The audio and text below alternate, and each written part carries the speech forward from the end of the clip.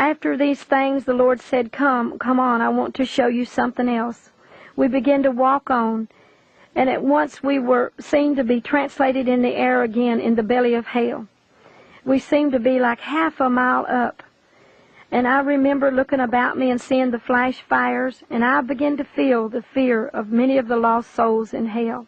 All at once there was such a force of wind and a sound of horror. Great flashes of fire began to race up the sides of the walls of the cell, burning all that was in its path. Flames began to reach into every cell, and cries of pain and horror filled the air.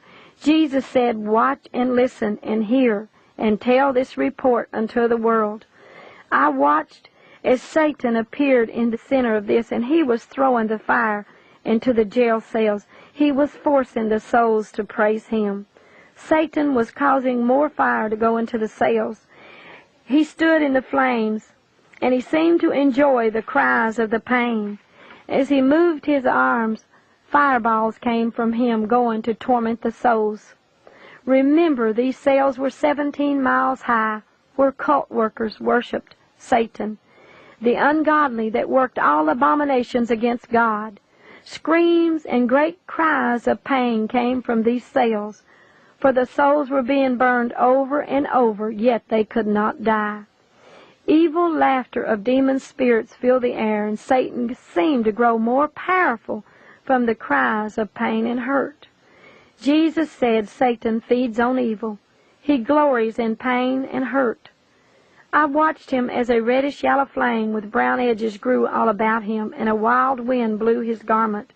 Jesus and I stood together, translated into the air over into an area watching this. My friend, there was a smell of burning flesh and dung filled the air. An evil force again came from Satan, and I heard him laugh again and again as the souls cried out and worshipped the devil, screaming for him to stop. He walked, and the flames did not burn him. Evil laughter filled the center where he was, and he got glory out of these tormenting of these souls. And I listened as his voice began to echo through the cells in hell, telling them to worship the devil. His evil voice filled the air, and they all began to scream and cry. They said, we will worship you, Satan, and they began to praise the devil. Jesus said they all have heard the true gospel while they were alive on the earth. Many times salvation was preached to them. Many times my spirit called them to come unto me. They would not hearken or come and be saved. They still remember that in hell, all the true gospel that they ever heard. They know the truth. Satan is a liar and afflicting many. Satan said to the souls, this is your life for eternity. Cries of regret came from these burning souls. Jesus said, my salvation is free. Whosoever will, let him come and be saved from this place of torment. I will not cast you out. I felt such pity for all these lost souls, such sorrow. I heard the Lord say, come, let us go. Such love, such compassion was on Jesus' face for all these lost souls. If only they had listened unto the truth would have set them free.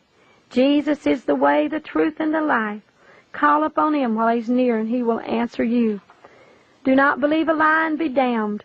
Follow the Lord in righteousness. He will answer when you call. As Christ and I walked on together into hell the next night, we came to a dark figure. He looked like an angel, but he had no wings.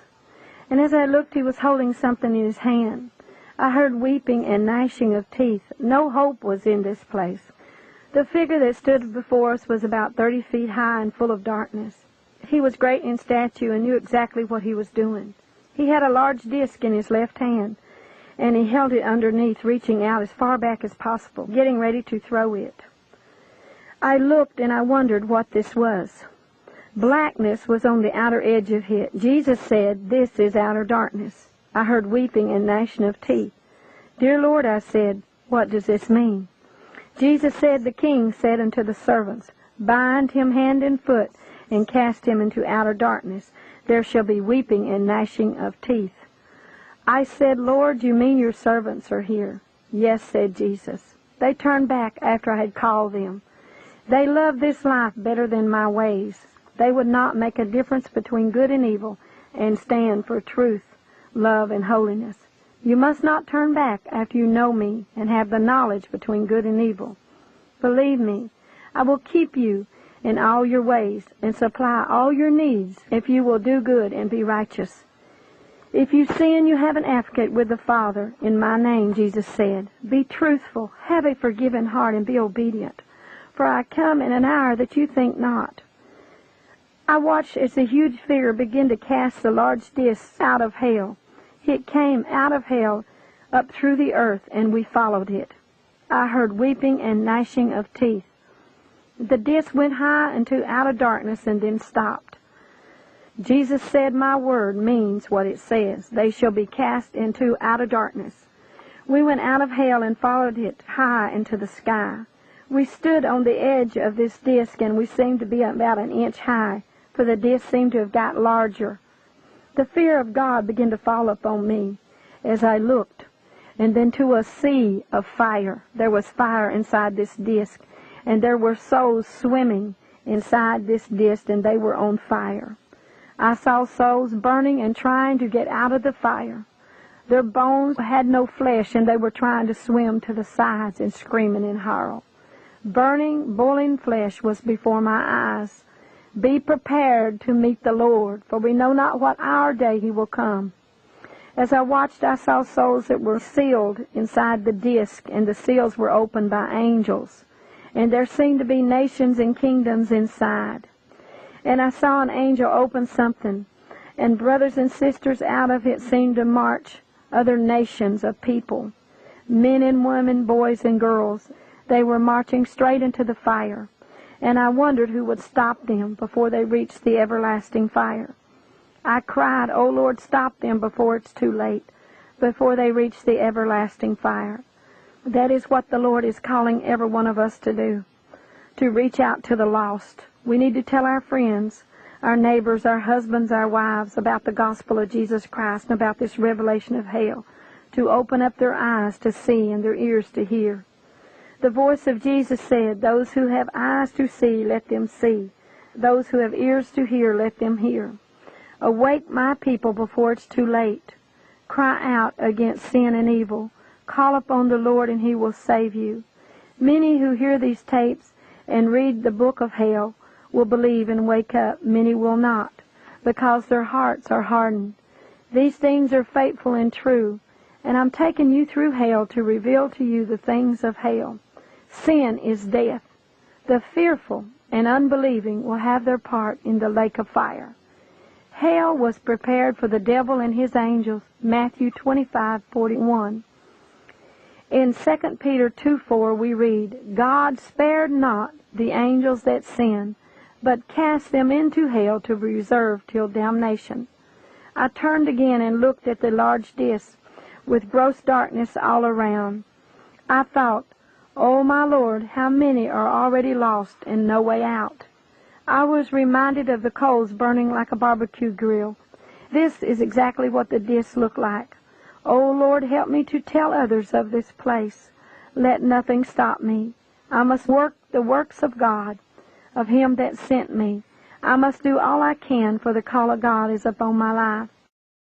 Jesus said, "Come, we'll go to another part of hell." I saw a vision as Jesus spoke, and in the vision I saw an old farmhouse that looked dead gray with dead trees and high dead grass surrounding it. Grass was very high, even higher than the house.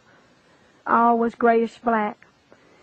It was out in the center of a field. No other buildings were around, and death was everywhere. You could feel fear and death magnified over and over. It seemed to be echoing in the air. I could see inside the windows of this house. There was a shape of a large person inside, dark, and his appearance was very evil. He was moving and coming out the front door. It was the form of a man with very large muscles, and he came out the front door into the porch. I saw him clearly. He was about 6 feet tall and built like a weightlifter. He was dead gray in color. He had hard scales on his body like a serpent. His head was very, very large, and his legs bowed because of the weight of his head. His feet were hoofed. They looked like pig's feet. His face was very evil-looking and very old. He had eyes that seemed to have no life or soul. His face was very broad, and I knew that this must be the devil. In the vision, I saw him walk off the old porch, and he shook the earth. At the top of his head were large horns